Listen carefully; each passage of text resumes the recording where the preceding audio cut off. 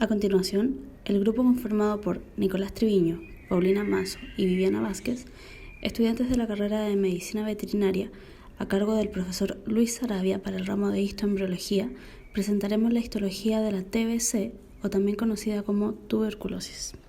A modo de breve introducción, mencionaremos que la principal función del aparato respiratorio es la de realizar el intercambio gaseoso por medio de los alvéolos pulmonares, los que se encargan de oxigenar la sangre que es transportada por medio de importantes vasos sanguíneos. Nos referiremos a su histología partiendo con las fosas nasales para luego seguir con faringe, laringe, tráquea, pulmones, bronquios, bronquiolos y alvéolos. Las fosas nasales son dos cavidades separadas por el tabique nasal, que se encuentran delimitadas en ambos lados por las alas de la nariz. Además, están comunicadas con el exterior por las narinas y con la nasofaringe por medio de las coanas. En la primera imagen, al costado superior izquierdo, se muestra el tabique nasal con su parte ósea y cartilaginosa que se encuentra revestido por epitelio respiratorio. Por otro lado, la nasofaringe posee un epitelio pseudoestratificado, cilíndrico ciliado con células caliciformes. En cambio, el resto de la faringe posee un epitelio plano estratificado. El epitelio yace directamente sobre una capa fibroelástica que conforma la lámina propia. El vestíbulo es la porción más anterior y dilatada de la cavidad nasal. Se encuentra recubierta por epitelio plano estratificado queratinizado que, seguido a un epitelio plano estratificado no queratinizado, presenta vellosidades rígidas y cortas conocidas como vibrisas que filtran el aire inspirado. En la dermis del vestíbulo se encuentran abundantes glándulas holocrinas sebáceas y sudoríparas. La laringe, en un corte transversal de laringe, el epitelio es cilíndrico pseudoestratificado, ciliado y con células caliciformes. En el epitelio respiratorio se distinguen tres tipos de células. La primera son las células cilíndricas ciliadas, que tienen un núcleo ubicado a medio camino entre el borde apical y basal de la célula. La segunda son las células basales, que son de núcleos pequeños, redondeados o irregulares. Y las terceras son las células caliciformes, que tienen un citoplasma piriforme y claro, con un núcleo basal de cromatina densa. En la tráquea, la mucosa de la tráquea está formada por un epitelio pseudoestratificado ciliado que posee tres tipos principales de células. Primero las células ciliadas, después las células mucosas y por último las células basales. Las células ciliadas son las más abundantes y cada una de ellas tiene más de 200 cilios, que se encargan de desplazar la capa de moco que cubre la superficie y cualquier partícula que haya en esa capa hacia la laringe. Por otro lado, las células caliciformes o mucosas se encargan de segregar la capa de moco que recubre la superficie de los conductos respiratorios. Y por último, las células basales actúan como células de reserva. A partir de ellas se reemplazan las células del epitelio que van muriendo. En los pulmones, en los cortes de pulmón, la estructura que predomina corresponde a los alvéolos, los que se distinguen como espacios vacíos que se encuentran limitados por un epitelio plano, simple, con conductos alveolares que son alargados. Los epitelios de los alvéolos están separados por una delgada capa de tejido conectivo con fibras elásticas que alojan capilares y macrófagos. Estos conductos poseen fibras musculares lisas y epitelio cúbico simple a nivel de las aperturas alveolares. Los bronquios constan de una mucosa formada por un epitelio respiratorio y una lámina propia de tejido conectivo laxo. Los bronquios se ramifican y disminuyen de diámetro para originar a los bronquiolos, que carecen de cartílago y en la mayoría de las especies también carecen de glándulas. Los bronquiolos se dividen a su vez sucesivamente en tres tipos: los propiamente dichos, los terminales y los respiratorios.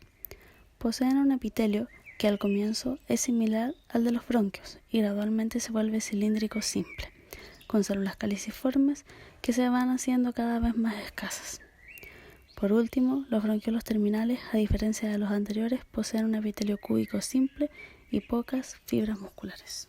La tuberculosis bovina es una enfermedad crónica de los animales provocada por la bacteria Mycobacterium bovis.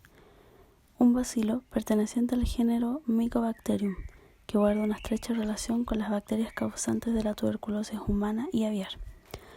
Aunque se considera que el verdadero hospedador de la Mycobacterium es el ganado vacuno, también se ha descrito la enfermedad de muchos otros animales domésticos y no domésticos. La Mycobacterium ha sido identificada en búfalos, bisontes, ovejas, cabras, caballos, camellos, cerdos, jabalíes, ciervos, antílopes, perros, gatos, zorros, entre otros muchos animales. El nombre de tuberculosis proviene de los nódulos llamados tubérculos, que se forman en los ganglios linfáticos del animal afectado. Es una importante zoonosis, ya que puede ser transmitida al ser humano, y es una enfermedad de declaración obligatoria. Como se mencionó anteriormente, el nombre de tuberculosis proviene de los nódulos llamados tubérculos que se forman en los ganglios linfáticos del animal infectado. En la primera imagen se muestra cómo las lesiones se pueden localizar en diferentes órganos y ganglios linfáticos, en forma de nódulos o tuberculosos de material purulento de color amarillento. Por otro lado, en la segunda imagen se muestra cómo los ganglios linfáticos retrofaringeos o otro tipo de ganglios linfáticos se agrandan, se pueden abrir y pueden supurar. Al agrandarse los ganglios linfáticos, pueden obstruir los vasos sanguíneos, las vías respiratorias o el tubo digestivo. Por último, en la tercera imagen, se muestra cómo la enfermedad se caracteriza por un cuadro crónico con la formación de tubérculos conocidos como granulomas tuberculosos, los cuales se ubican principalmente en el pulmón y en los linfonódulos retrofaringeos, bronquiales y también en los mediastínicos. En las siguientes imágenes podemos apreciar el avance de la enfermedad. Es importante destacar que la tinción utilizada corresponde a la hematoxilina eosina convencional y que las imágenes corresponden a un estudio realizado en varios planteles bovinos de Argentina en la provincia de Santa Fe. Los granulomas con grado 1 o en grado inicial presentan agrupamientos de macrófagos y células epitelioides con infiltraciones de linfocitos y algunos neutrófilos. Las células gigantes del Langhans eran escasas y la necrosis llega a ser casi imperceptible. Por otro lado, los granulomas con grado 2 o en estado sólido están compuestos principalmente por macrófagos y células epitelioides y circunscriptos por una fina cápsula de tejido conjuntivo. Se observa con mínima necrosis, infiltración de linfocitos, macrófagos, células epitelioides y también está la presencia de células gigantes de Langhans. En los granulomas con grado 3 o mínima necrosis se observan granulomas bien encapsulados con necrosis gaseosa y calcificación central. En la periferia, células epitelioides y células gigantes multinucleadas de Langhans, y hacia la cápsula, macrófagos, linfocitos y escasos neutrófilos. Por último, en los granulomas con grado 4 o necrosis y mineralización, los granulomas se presentan con cápsula conjuntiva bien desmarcada, son de gran tamaño, son irregulares y tienen escasa necrosis gaseosa y marcada mineralización. En la periferia hay presencia de macrófagos, células epitelioides y células gigantes multinucleadas de Langhans, pero por dentro de la cápsula están infiltrados los linfocitarios. Es importante mencionar que el diagnóstico de esta enfermedad se puede realizar a través de métodos directos e indirectos. Entre los métodos directos encontramos, en primer lugar, la coloración de Nielsen, que se encarga de identificar la presencia de bacilos ácido-alcohol resistente, no formadores de esporas y no encapsulados, características del género Mycobacterium. Los bacilos se observan de color rojo brillante sobre un fondo azul. En cuanto a la histopatología, se puede detectar bacilos ácido-alcohol resistente libres en el citoplasma de los macrófagos, histiocitos y células gigantes de la lesión granulomatosa. Por otro lado, tenemos la opción de un cultivo bacteriológico que proporciona el diagnóstico definitivo de la enfermedad. En cuanto a los métodos indirectos de detección, tenemos también 3 opciones. Primero está la prueba tuberculínica cervical simple, que se encarga de medir la reacción inmunitaria tras la inyección intradérmica de una pequeña cantidad de antígeno. En segundo lugar está la prueba anocaudal. Esta prueba se realiza en el pliegue anocaudal interno a unos 6 centímetros de la base de la cola y en el tercio medio del pliegue anocaudal interno. Esta zona es menos sensible a la tuberculina que la piel del cuello. Por último, también está la prueba comparativa.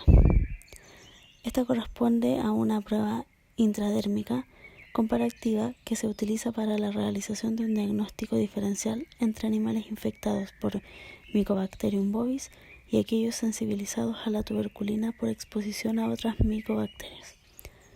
Esta prueba consiste en la inyección de tuberculina bovina y tuberculina aviar, previa limpieza con un producto no irritante, en diferentes puntos del cuello y en la subsiguiente evaluación de la respuesta transcurridas 72 horas.